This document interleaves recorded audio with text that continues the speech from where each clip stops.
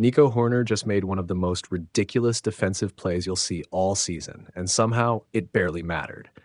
Because while the Cubs infielder was pulling off between the legs magic in the middle of chaos, Chicago was quietly falling deeper into a collapse that's starting to feel way more serious than just a bad week of baseball. And the scary part? This losing streak is no longer just about execution. It's starting to look mental. Nico Hoerner made one of the best defensive plays of the season, and almost nobody will remember it in a month. Because the Cubs lost again. That's the brutal reality of baseball during a losing streak. Even brilliance gets buried if the larger structure around it keeps collapsing. Chicago's 3-0 loss to the Astros wasn't just another defeat. It was their 7th straight loss. And what makes this stretch dangerous isn't simply the number. It's the way the losses are happening. Low offense, shrinking confidence, perfectly executed moments wasted because the team can't sustain pressure anywhere else. And in the middle of all of it, Nico Hoerner produced a play that perfectly captured both the beauty and the frustration of where the Cubs are right now. A bunt rolls towards second base. Hoerner charges, barehands it, then flips the ball between his legs to first base for the out. Not flashy for the sake of being flashy. Efficient, instinctive, controlled chaos. It looked impossible in real time. But the deeper story isn't the play itself. It's why a player like Hoerner is becoming even more valuable during a team collapse, and why that still might not be enough to stop it. The obvious narrative is simple. Great defensive player makes another highlight play during a bad stretch.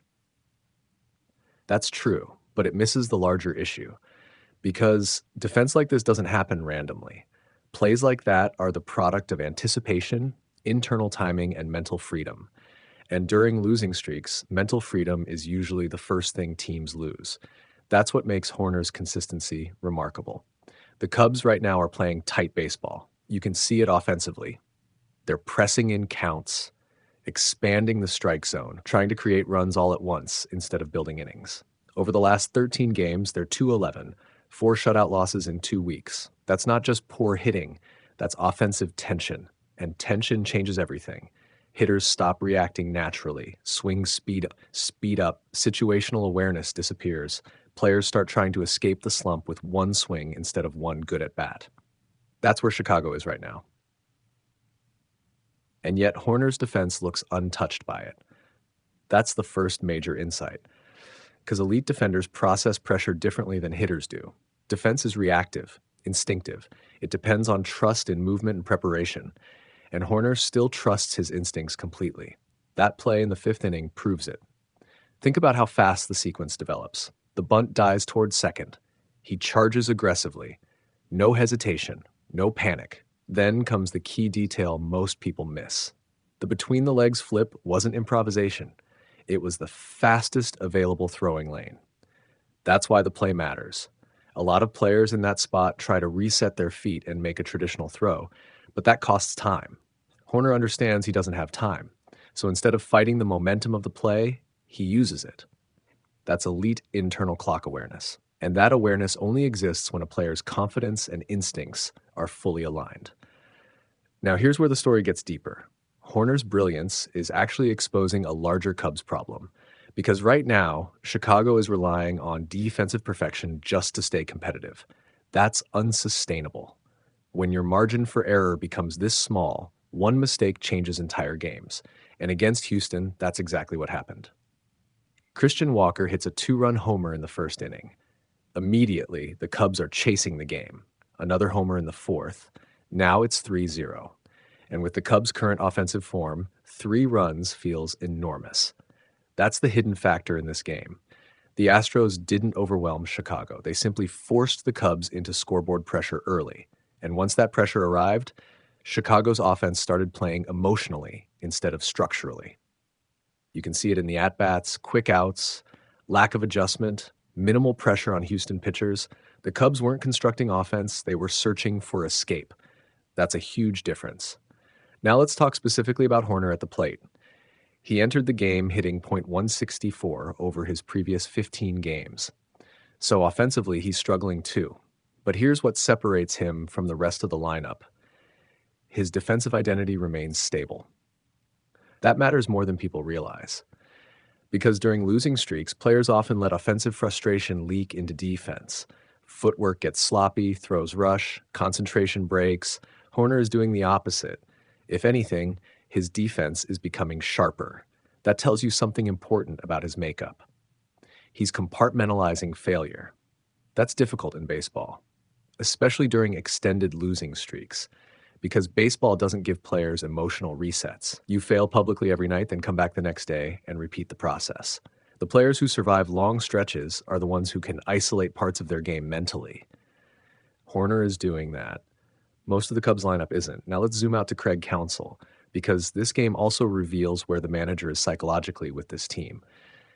He changes the lineup. Ian Happ gets a day off. Pete Crow Armstrong moves to leadoff. That's not tactical aggression. That's a manager searching for disrupted rhythm. When teams slump offensively, managers often try to alter visual patterns, different batting order, different pacing, different energy. The goal isn't necessarily analytical, it's psychological.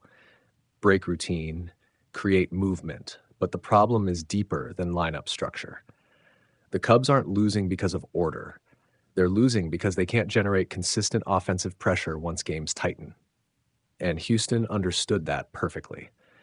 The Astros didn't need explosive offense.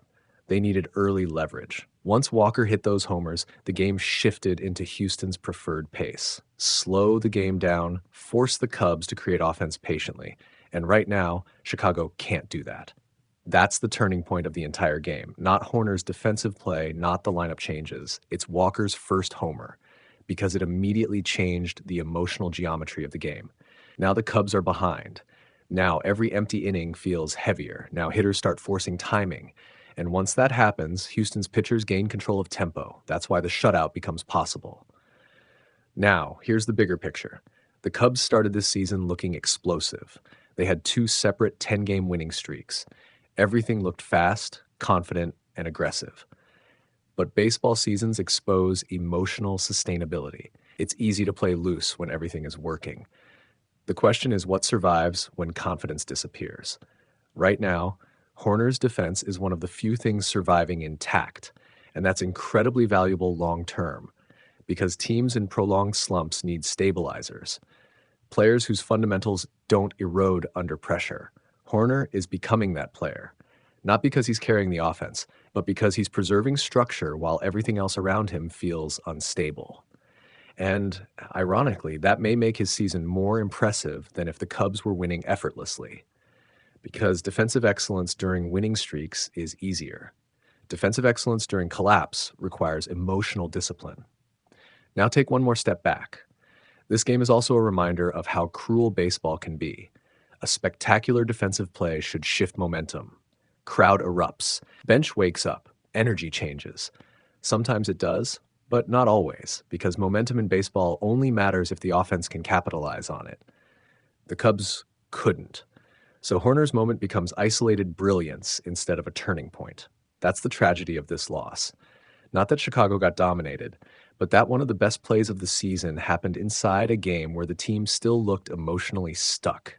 In the end, Nico Hoerner showed exactly why he's one of the best defensive infielders in baseball. The instincts, the body control, the awareness, but he also accidentally revealed something bigger about the Cubs. Right now, their defense still believes their offense doesn't. And until those two things reconnect, highlight plays are going to keep ending the same way, with applause. And another loss.